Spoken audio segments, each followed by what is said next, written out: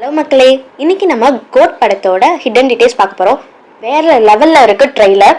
இதில் வந்து பிரசாந்த், பிரபுதேவா, ஜெயராம், ஸ்னேகா, லைலா, யோகி பாபு, அஜ்மல், பிரேம்ஜி, வைபவ் நிறைய பேர் நடிச்சிருக்காங்க. விஜயும் வந்து 2-3 கேரக்டரில் வராது, அதாவது 2-3 விஜயாவே வராரு. ஒரு ஏஜ்டாக அப்பா விஜயாவும் பையன் விஜயாவும், அப்புறம் ஒரு ஏஎல்ல ஒரு யங்கர் விஜயாவும் காமிச்சிருக்காங்க. ஸ்னேகா வந்து ஒரு விஜய்க்கு ஜோடியாகவும், மீனாட்சி வந்து ஒரு யங் தளபதிக்கு ஜோடியாகவும் நடிச்சிருக்காங்க. இந்த படத்துல விஜயோட பேரு காந்தி. அதாவது ஃபர்ஸ்ட் ஸ்டார்டிங் படத்துல பார்த்தா காந்தியோட ஸ்டாச்சுவை காமிச்சிட்டு அப்படியே ஃபோக்கஸ்ல விஜய் காமிக்கிறாங்க. ஸோ அவரோட பேர் வந்து காந்தி. என்னை பொறுத்த வரைக்கும் அப்பா விஜய்க்கு வந்து அஹிம்சை வேலை தான் பிடிச்சிருக்கும் போல. ஸோ அதனால காந்தின்ற மாதிரி பேர் வச்சிருக்காங்க. சாக்ஸ் ஸ்குவாட்ல வந்து ஒரு லீடரா ஒர்க் பண்ணிட்டு இருக்காரு. அதாவது ஸ்பெஷல் ஆன்டி டெரரிசம் ஸ்குவாட்ல வந்து லீடரா இருக்காரு போல. அந்த ஸ்குவாட்ல தான் பிரசாந்த், பிரபு, அஜ்மல்னு நிறைய பேர் இருக்காங்க. இது வந்து அந்த அப்பா விஜயோட ஸ்குவாடா இருக்கலாம்னு நான் நினைக்கிறேன். சீன்ல வந்து ஏஜான விஜய் காமிக்கிறாங்க. அவங்களோட ஏஜா பிரசாந்த், பிரபுவெல்லாம் இருக்காங்க. ஸோ இவங்கெல்லாம் ஒரு டீம். முன்னாடி வந்து இந்த இதுல வேலை பார்த்துட்டு இருக்கும் போது ஏதோ பிரச்சனை நடந்திருக்கும் போல. ஸோ அதை ரெக்டிஃபை பண்றதுக்காக அவங்க பையன் விஜய் வராருன்னு நான் நினைக்கிறேன். ஆர்எல்ஸ் டைம் ட்ராவலாக கூட இருக்கலாம். ஏன்னா வந்து யூஸ் பண்ணி ரொம்ப யங்கர் விஜய், அதாவது ஒரு 16-17 வயசு விஜய்லாம் வராரு. ஸோ டைம் ட்ராவலாக கூட இருக்கலாம் இந்த படத்துல.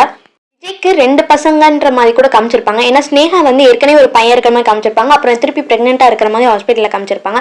ஸோ பையன் வந்து பெரிய விஜய், குட்டி விஜய்ன்ற மாதிரி கூட இருக்கலாம். ஆர்எல்ஸ் டைம் டிராவல் பண்ணி 3 ஸ்டேஜ் விஜயா கூட இருக்கலாம். நம்ம பொறுத்து வந்து பார்த்தா தான் படத்தில் எப்படின்னு தெரியும். வந்து ட்ரெய்லரோட ஸ்டார்டிங்ல ஒரு லீட் கொடுத்துருப்பாங்க. உங்களுக்கு ஒரு நியூ லீடர் வர போறாரு, நியூ ஸ்பை. இந்த ஸ்குவாடோட ஹெட் லீடரே அவர் தான் அப்படின்னு சொல்லி ஒரு யங் தளபதியை வந்து இன்ட்ரோ கொடுத்துருப்பாரு.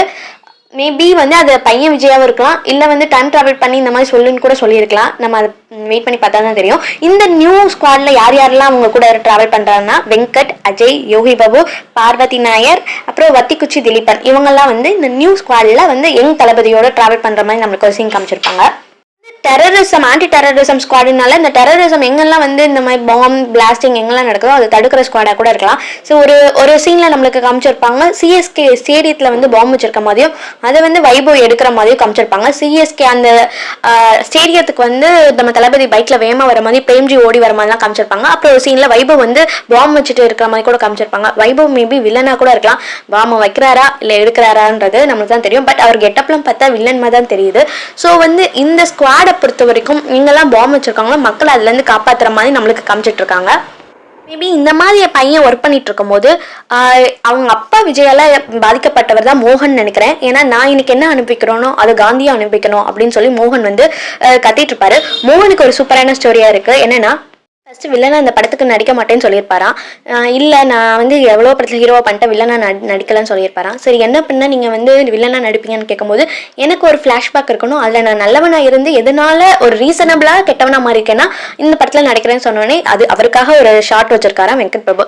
ஸோ இதை வந்து அவரே வந்து ஒரு இன்டர்வியூல சொல்லியிருப்பாரு. ஸோ இப்போ என்னன்னா அவர் வந்து ஏதோ பிரச்சனை அது காந்தியால நடந்திருக்கும். ஸோ அவரை பழி வாங்குற மாதிரி தான் இந்த ஸ்டோரி. அதை வந்து திருப்பி நம்ம அப்பா தளபதி வந்து அந்த பிரச்சனையை வந்து எப்படியோ ரிசால்வ் பண்ணிடணும் அப்படின்னு சொல்லிட்டு திருப்பி வராது போல. நம்மளுக்கு என்ன ஒரு சீன்ல வந்து பேங்காக் வந்து தளபதி விஜய் ஸ்னேகாவோட ஃபேமிலியோட போயிருப்பாங்க. பிரசாந்த் கூட என்னடா ஃபேமிலியோடவா போக மிஷனுக்கு அப்படின்னு கூட கேட்டிருப்பாங்க. அங்கதான் வந்து ஸ்னேகா சொல்லுவாங்க, இப்பெல்லாம் வந்து அவர் முன்னாடி மாதிரி இல்லை, லேட்டா வீட்டுக்கு வராரு, ஏதாச்சும் கேர்ள் ஃப்ரெண்ட் கூட தொடர்பு இருக்குமோ இல்லை வேற பொண்ணுங்க கூட தொடர்பு இருக்கா அப்படின்னு சொல்லி கேட்டுட்டு இருப்பாங்க. ஸோ இதுக்கு மேபி ஒரு மிஷன்ல வந்து அவர் இன்வால்வ் ஆகி அதை கண்டுபிடிக்கிறதுக்காக ஸ்னேகா விட்டுட்டு போற மாதிரி கூட இருக்கலாம். அங்கதான் வந்து ஏதோ ப்ராப்ளம் ஆயிருக்கு. ஸோ இவர் இதுல இருந்து வெளியே வந்துடுறாரு போல ஸ்குவாடை விட்டு.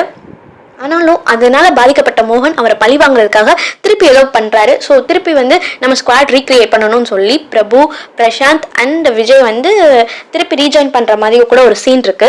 அதுல கூட வந்து நம்ம விஜய் சொல்லியிருப்பாரு, ஆயிடுச்சு ஸ்குவாடை விட்டு வெளியே போய் ரொம்ப நாள் ஆயிடுச்சு, எப்படி திருப்பி ஆப்ரேஷன்லாம் பண்ணுவேன்னு யோசிக்கிறீங்களா அப்படின்னு கேட்கும் போது நம்ம மகேந்திரன் சார் சொல்லியிருப்பாரு, line is always a line.